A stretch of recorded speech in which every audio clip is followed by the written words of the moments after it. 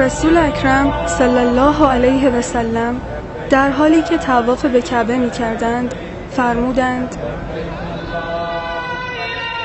ای کعبه، ای کعبه، ای کعبه، ای کعبه، چقدر پاک هستی و چقدر بویت پاکیزه و معطر است.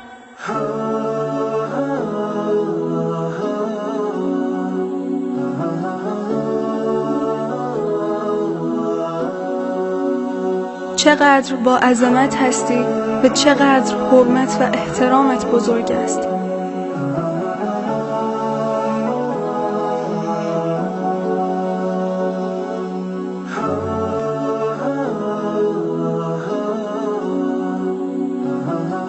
اما سوگند به ذاتی که جان محمد در دست اوست، همانا حرمت مؤمن نزد الله متعال از حرمت و احترام تو بزرگتر است. حرمت مال وی و حرمت خون وی.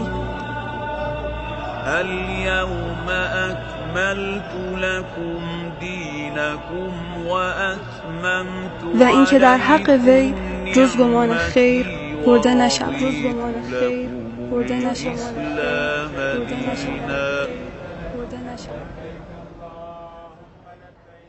برای مشاهده ویدیوهای بیشتر به کانال یوتیوب مفلحون سر بزنید، مشترک بشید و منتشر کنید، اجر ببرید.